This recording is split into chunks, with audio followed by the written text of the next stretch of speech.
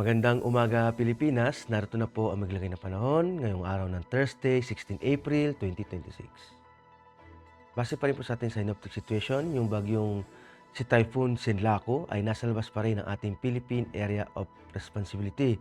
Ito ay huling namataan sa layo ng 2,385 kilometers silangan ng Central Luzon.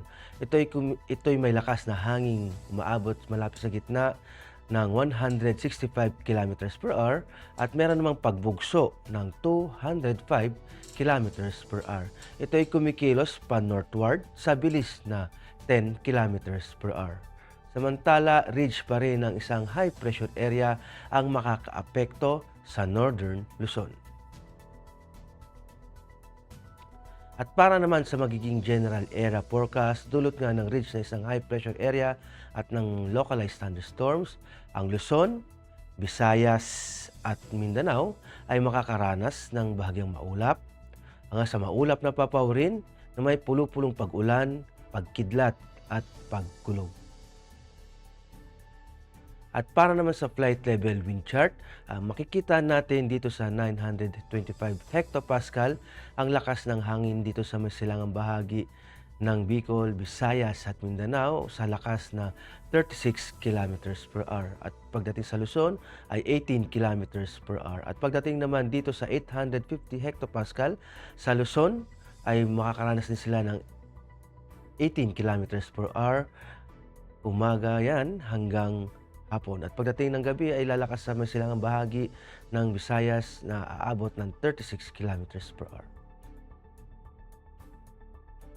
At pagdating naman dito sa 700 hectopascal, makikita natin sa silangang bahagi ng Luzon, Visayas at Mindanao ay lalakas ang hangin na aabot ng 36 kilometers per hour. At pagdating naman dito sa may 500 hectopascal, makikita natin may isang anticyclonic sa may kanlurang bahagi ng Luzon at yung lakas ng hangin ay aabot sa may parte ng extreme northern Luzon ng 36 kilometers per hour at mayroong pagbugso ng 54 kilometers per hour. At para naman sa impact to flight operation, dulot nga ng ridge na isang high pressure area at localized thunderstorm sa buong bansa kasama ng Metro Manila. Ang main hazard is yung subsiding air mass resulting in stable condition.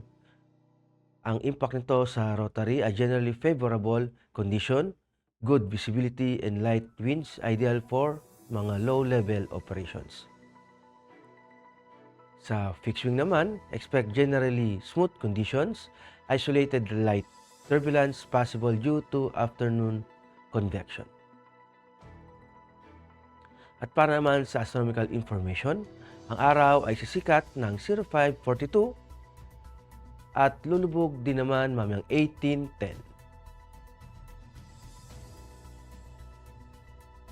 Para sa moon illumination, meron tayong 2% decreasing.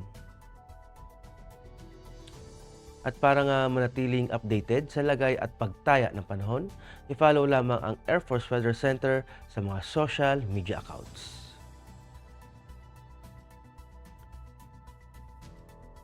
Sa ngala ng aming commanding officer na si Colonel Alvin Jan Cugador, PAF GSC, ako po si Technical Sergeant Ben Benedict B. Arcilla, Weather Broadcaster ng Air Force Weather Center. Maraming salamat po.